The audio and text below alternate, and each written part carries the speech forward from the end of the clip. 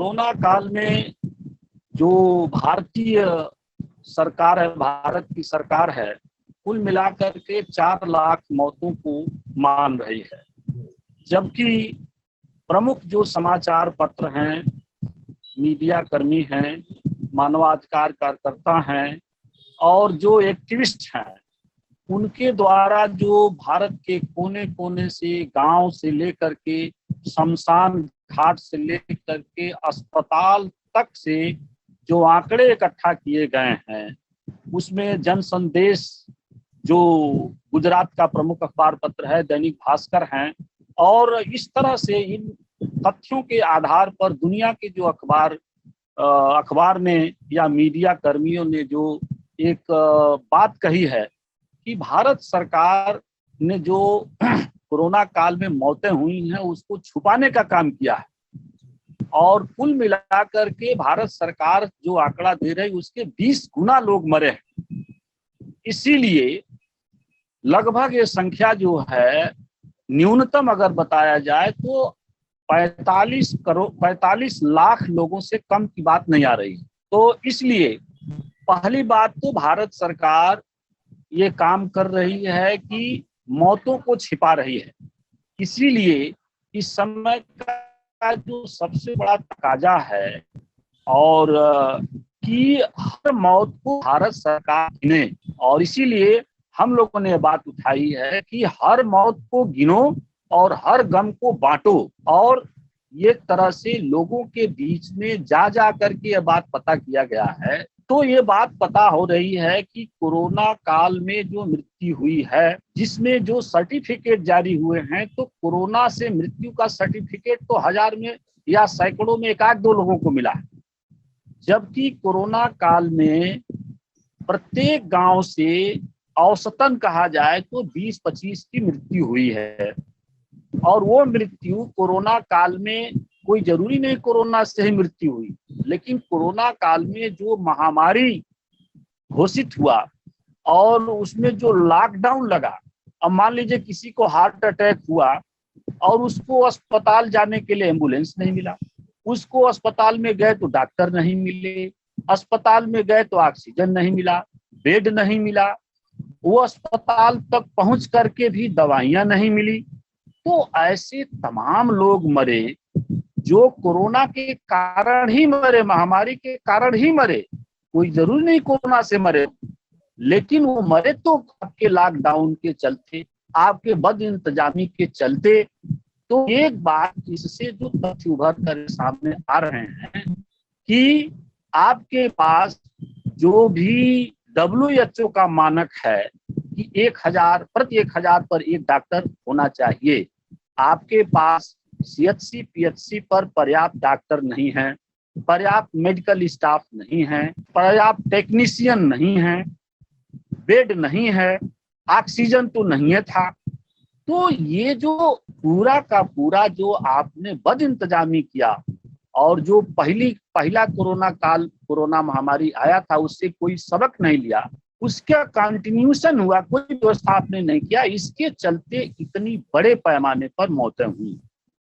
तो एक बात उभर करके आती है कि भारत सरकार स्वास्थ्य व्यवस्था को लेकर के जिस तरह से लापरवाह बनी हुई है, खासकर उत्तर प्रदेश की सरकार क्या कर रही थी, बनारस में दीप का बोलते हैं गंगा आरती करा रही थी, अयोध्या में दीप जलवा रही थी, मथुरा में प्रसाद बंटवा रही थी, कांवड़ यात्रा लेकर के जो जा रहे उस पर फूल बरसा रही थी। कहीं कोई अस्पताल का निर्माण नहीं, कहीं कोई टेक्नीशियन की भर्ती नहीं, पैरामेडिकल स्टाफ की भर्ती नहीं, ऑक्सीजन की व्यवस्था नहीं, और उसके बाद भी ये सरकार इस तरह से संसद में बोल रही है कि ऑक्सीजन से कोई मृत्यु नहीं हुई। और आप ये बताइए, जब विरोध हुआ तो ये कह रही तो राज्य सरकार का रिपोर्ट, और कोई राज्य सरकार ने इस तरह का कोई रिपोर्ट नहीं दिया है।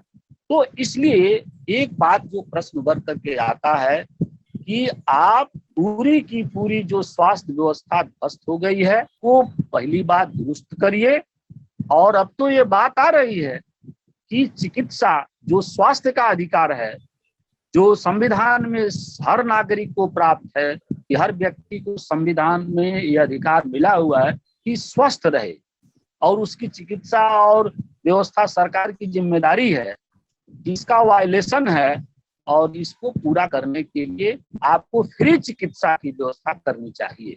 एक जो डिमांड है। दूसरी बात, जितने लोग मरे हैं सबको मुआवजा के लिए ये सरकार ने कहा कि हम कोई मुआवजा ही नहीं दे सकते।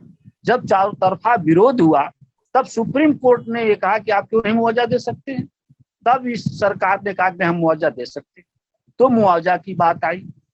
ये सरकार तो लगातार हर व्यक्ति से धोखाधड़ी कर रही है और झूठ पर झूठ लगातार बोलती जा रही है।